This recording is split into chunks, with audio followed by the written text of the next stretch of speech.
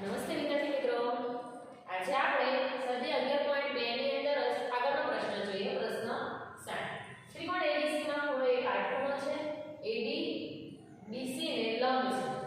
જો AD બરાબર 5 cm, BC બરાબર 13 cm અને AC બરાબર 12 cm હોય તો ત્રિકોણ ABC નું ક્ષેત્રફળ શોધો અને AD ની લંબાઈ પણ શોધો. હવે આપણને આકૃતિ આપી છે આની, બરાબર? હવે આપણી ચોપડીની અંદર આકૃતિ આપી છે તે રીતે દોરીશું, બરાબર? પરંતુ આપણે કીધું શું છે, ખૂણો એક શું છે, કાટખૂણો છે. એટલે આપણે અહીંયા 90 અંશનો ખૂણો બતાવ્યો છે આ, બરાબર? AD BC ને લંબ છે. આ AD BC ને લંબ થયો, આ BC ને લંબ AD છે. જો AB બરાબર 5, BC બરાબર 13, AC બરાબર 12 તો ત્રિકોણ ABC નું ક્ષેત્રફળ શોધો. તો કાટકોણ ત્રિકોણ ABC આપણે એમ દોરીએ. આ A છે, બરાબર? આ B છે અને આ C છે. આ કાટકોણ ત્રિકોણ દોરેલો છે, બરાબર છે? અને આ B છે, ચાલો. આ છે 90 અંશનો ખૂણો, બરાબર? આ 90 અંશનો છે. તો આ થયો પાયો થયો, AB પાયો થાય અને વેધ કયો થાય, AC થશે, બરાબર? એટલે કાટકોણ ત્રિકોણ ABC માં રેખાખંડ AB પાયો છે અને વેધ રેખાખંડ AC છે, બરાબર? તો ત્રિકોણ ABC નું ક્ષેત્રફળ શું થશે? સૂત્ર શું આવશે? 1/3 પાયો ગુણ્યા વેધ. 1/3 ગુણ્યા પાયો એટલે AB છે, વેધ એટલે આપણો AC છે. 1/3 AB ની કિંમત કેટલી આપે છે? 5. AC ની કિંમત કેટલી આપે છે? 12. 2 6 12 થશે. બાકી કેટલા રહે? 6 50 30. એટલે 30 શું આપ્યું છે? સેન્ટીમીટર નો વર્ગ.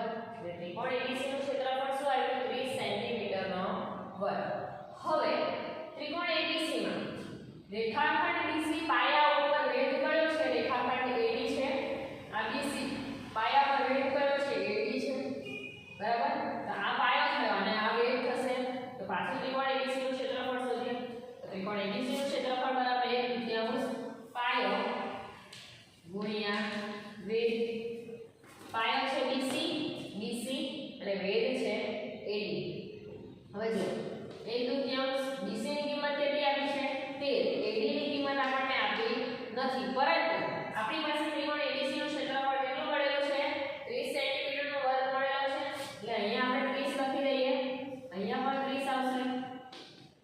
ચાલો, હવે 2 તો 13 સાથે 2 નો ભાગ નહીં ચાલે. એટલે અહીંયા જ્યારે ભાગાકારમાં 2 છે તો આ બાજુ આવે બરાબર 2 તો ગુણાકારમાં થઈ જાય. એટલે 30 ગુણ્યા 2 થશે અને છેદમાં આ 13 આવશે. 13 છેદમાં આવશે, બરાબર? AD થશે. માટે AD બરાબર અહીંયા ભાગ ચાલે છે.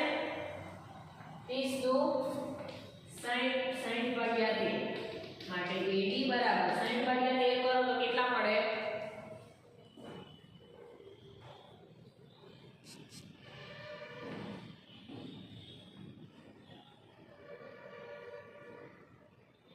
60 ભાગ્યા 13.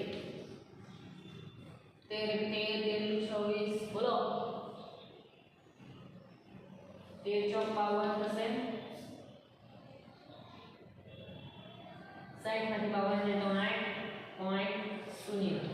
હવે કેટલા વાળા ભાગ ચાલે?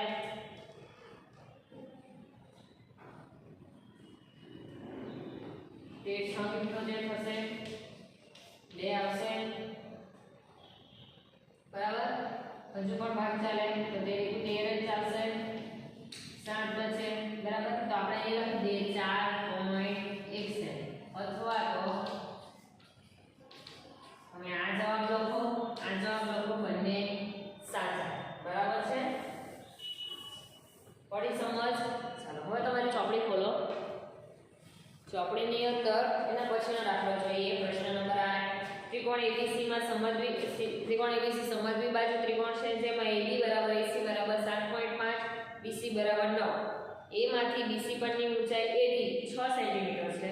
તો ABC નું ક્ષેત્રફળ શોધો અને C માંથી AB પરની ઊંચાઈ એટલે કે C થી કેટલી હશે?